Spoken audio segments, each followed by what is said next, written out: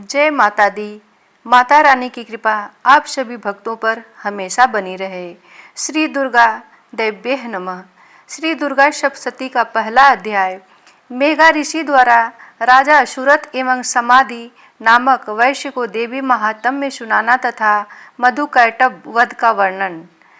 मार्कंडेय जी ने कहा, मैं सूर्यपुत्र श्रावणी मनु के उत्पन्न होने की कथा को सविस्तार वर्णन करता हूँ, उसे तुम ध्यान देकर श्रवण करो।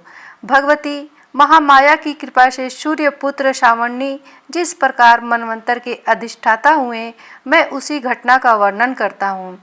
प्राचीन काल में स्वारोचिस नामक मनवंतर में जो सूरत नाम से विख्यात एक बहुत ही प्रतापी राजा हुए थे, चैत्र वंशोत्पन्न उस सूरत राजा का सारे भूमंडल पर एक छत्र राज्य था।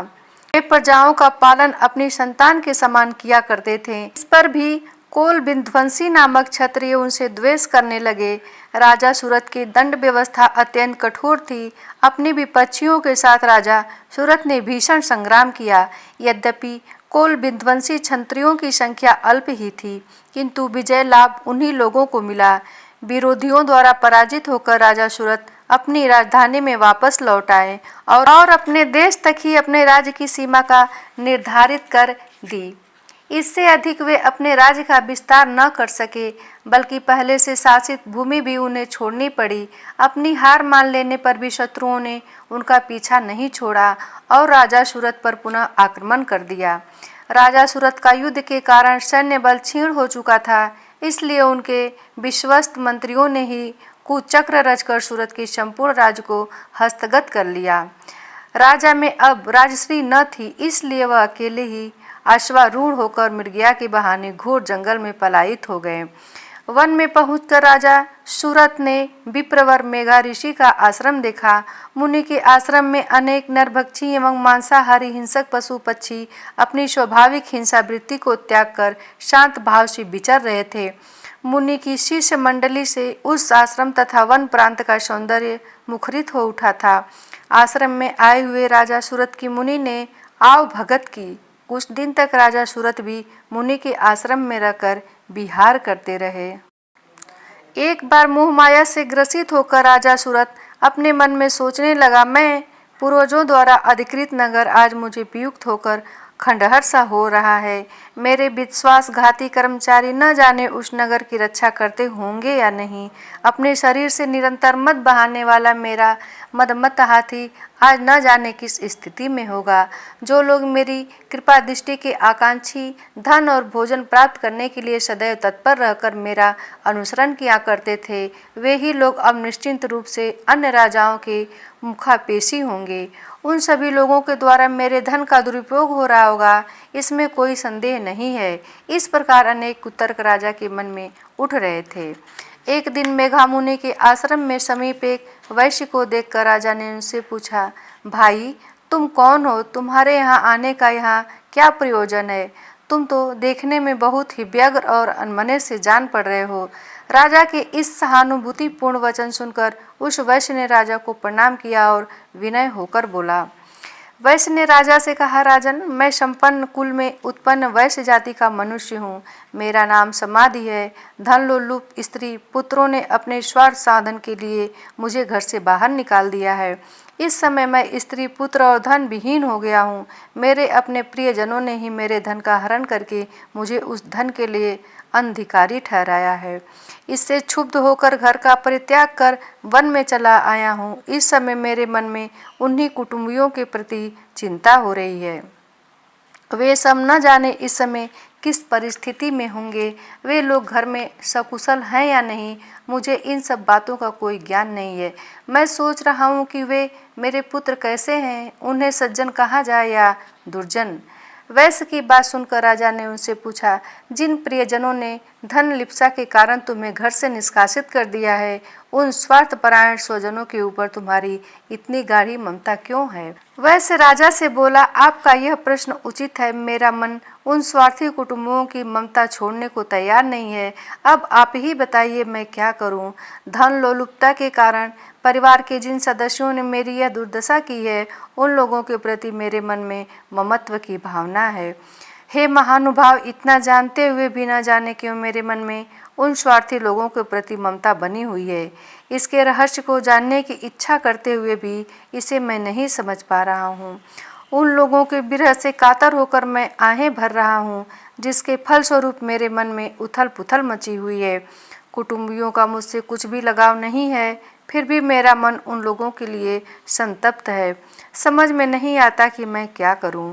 मार्कंडेय जी ने कहा, हे ब्राह्मण, इस वार्ता की समाप्ति के बाद ही सूरत और समाधि नामक वैश्य एक साथ ही मेघा मुनि के सम्मुख उपस्थित हुए।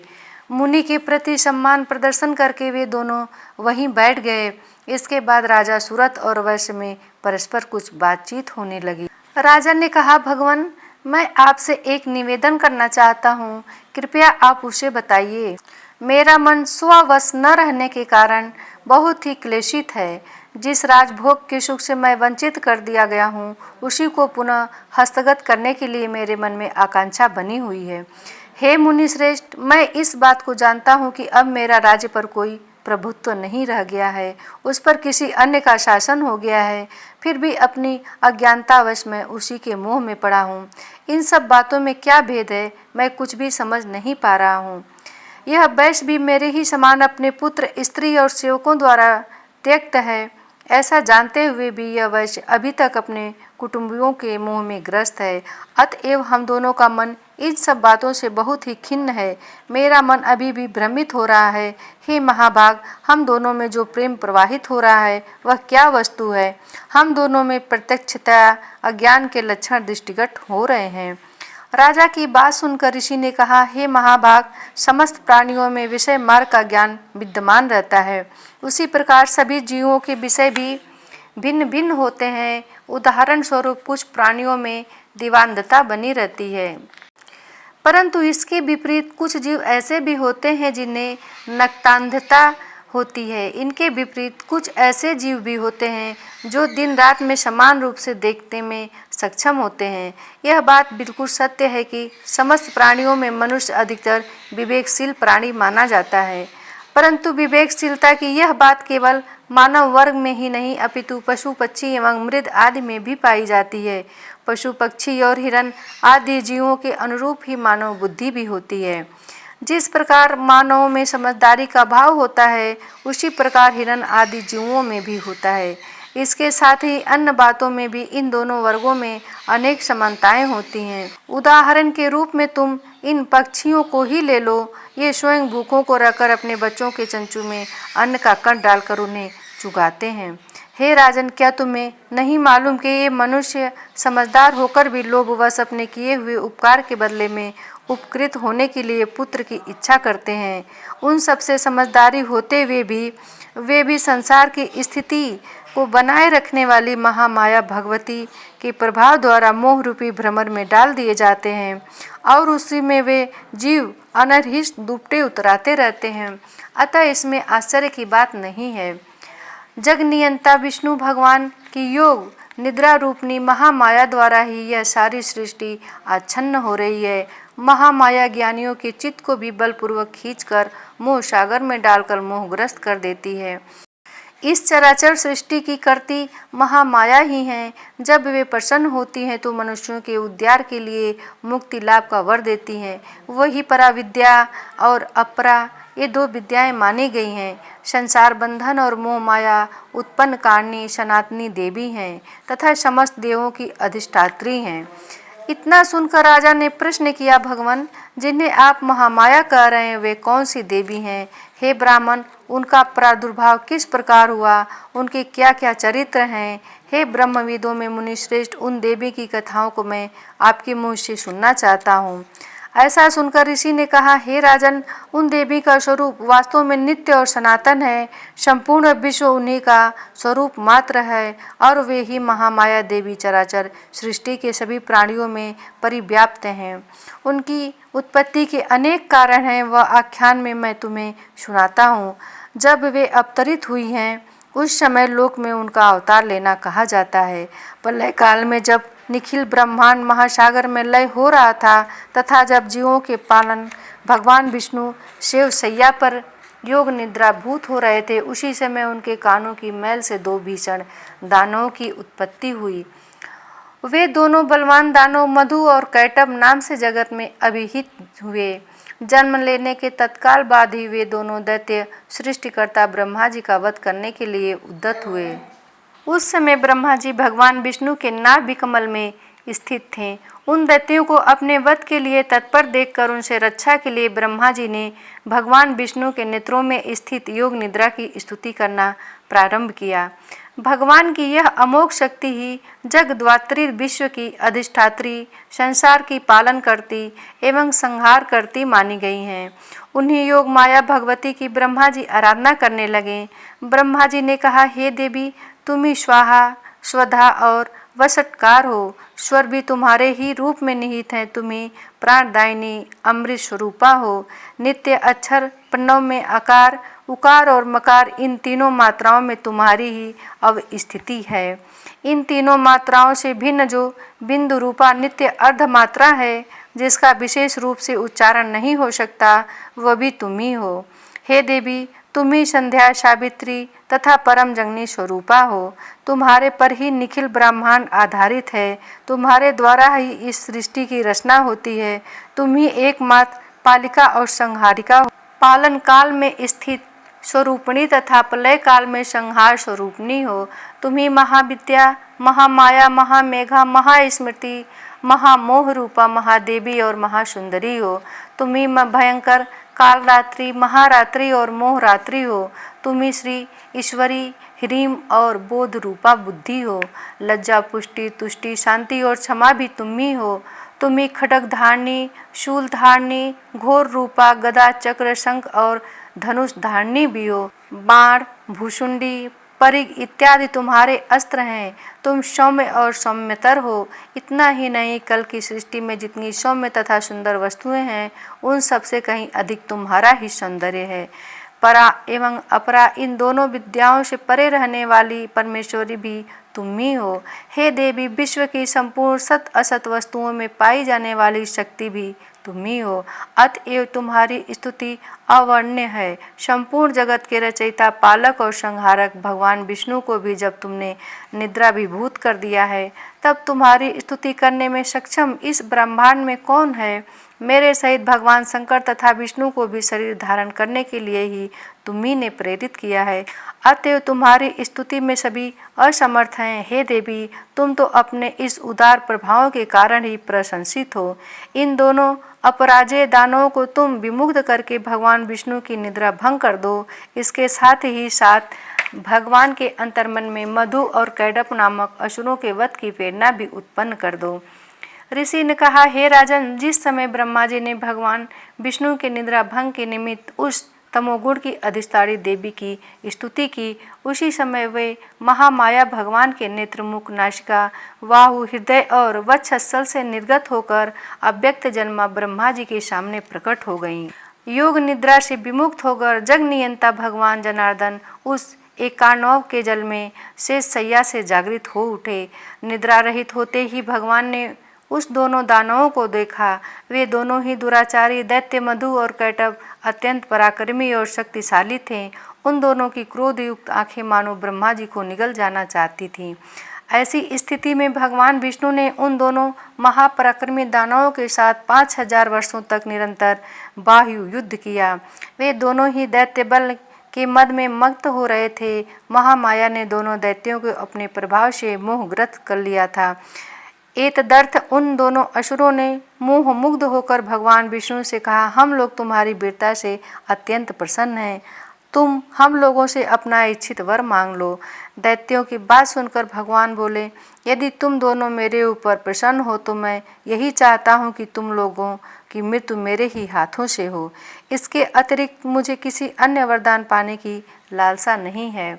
तब ऋषि ने कहा, जब उन राक्षसों ने मोहग्रस्त होकर समस्त भूतल को जलपूर्ण समझा, तब भगवान से कहा, मेरा वध किसी सूखे स्थल में करो। इसके बाद ऋषि बोले, शंख, चक्र, गदा और पद्मधारी भगवान विष्णु ने तथास्तु कहकर उन दोनों दैत्यों के मस्तक को अपने जांघों पर रखकर सुदर्शन चक्र द्वारा काट दिया। यह माया देवी ब्रह्मा जी की स्तुति से प्रसन्न होकर स्वयं ही उत्पन्न हुई थी।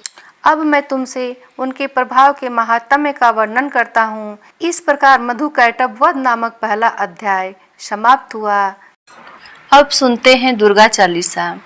नमो नमो दुर्गे सुख करनी, नमो नमो दुर्गे दुख हरनी। निरंकार है ज्योति तुम्हारी, तिहूँ लोक फैली उजियारी। शशि ललाट मुख महाविशाला, नेत्र लाल भ्रिकुटी विकराला। रूप मातु को अधिक सुहावे, दरस करत जन अति सुख पावे। तुम संसार शक्ति लय कीना, पालन हेतु अन्न धन दीना। अन्नपूर्णा हुई जगपाला, तुम ही आदि सुंदरी बाला। प्रलय काल सब नाशनहारी, तुम गौरी शिव शंकर प्यारी। शिव योगी तुम्हारे गुण गावे, ब्रह्मा विष्णु तुम्हें नित ध्यावे। रूप सरस्वती को तुम धारा, देश बुद्धि ऋषि मुनि ने उबारा। धरियो रूप नरसिंह को अम्बा, प्रकट भई फाड़ कर खम्बा। रक्षा करी प्रहलाद बचायो, हिरणायक्ष को स्वर्ग पठायो। लक्ष्मी रूप धरो जग माही, श्री नारायण अंग समाही। क्षीर सिंधु में करत बिलासा, दया सिंधु दीजे मन आसा। हिंगलाज में तुम्ही भवानी, महिमा अमित न जात बखानी। मातंगी अरुघु मावती माता, भुवनेश्वरी बगला सुखदाता। श्री भैरव तारा जगतारिन, छिन्न भाल भव दुख निवारणी। केहरि वाहन सोह भवानी, लांगुर वीर चलत अगवानी। कर में खप्पर खड़ग बिराजे, जाको देख काल डर भाजे। सोहे अस्त्र और त्रिशूला, जाते उठत शत्रु ही शूला। नगर कोट में तुम्हें बिराजत, तिहूँ लोक डंका में बाजत। शुंभ निशुंभ दानव तुम मारे, रक्त बीज शंखन संघारे। महिषासुर नृपयति अभिमानी, जही अगभार मही अकुलानी। रूप कराल कालिका धारा, सेन सहित तुम तिहि संहारा। परिगाढ़ संतन पर जब जब, भई सहाय माई तुम तब तब। अमरपुरी अरुबा सब लोका, तब महिमा सब रहे अशोका। ज्वाला में है ज्योति तुम्हारी, तू मैं सदा पूजै नर नारी। प्रेम भक्ति से जो यस गावे, दुख दरिद्र निकट नहीं आवे। ध्यावे तुम्हें जो नर मन लाई, जन्म मरण ताको छुट जाई। जोगी सुर मुनि कहत पुकारी, योग न हो बिन शक्ति तुम्हारी। शंकर अचारज तप कीनो, काम अरु क्रोध जित सब लीनो। निस दिन ध्यान धरो शंकर को, काहू काल नहीं सुमिरै तुमको। शक्ति रूप का मरम न पायो, शक्ति गई तब मन पछितायो। शरणागत हुई कीर्ति बखानी, जय जय जय जगदम्ब भवानी। भई प्रसन्न आदि जगदम्बा, दई शक्ति नहीं कीन विलंबा। मोको मातु कष्ट अति घेरो, तुम बिन कौन हरे दुख मेरो। आशा तृष्णा निपट सतावे, रिपु मूर्ख मोहि डर पावे। शत्रुनाश की जय महारानी, सिमरो इक चित तुम्हें भवानी। करो कृपा हे मातु दयाला, रिद्धि सिद्धि दय करहु निहाला। जब लग ज्यों दया फल पाऊं, तुमरो यश मैं सदा सुनाऊं। दुर्गा चालीसा जो कोई गावे, सब सुख भोग परम पद पावे। देवी दास शरण निज जानी, करहु कृपा जगदम्ब भवानी। एक बार प्रेम से बोलिए दुर्गा मैया की जय हो।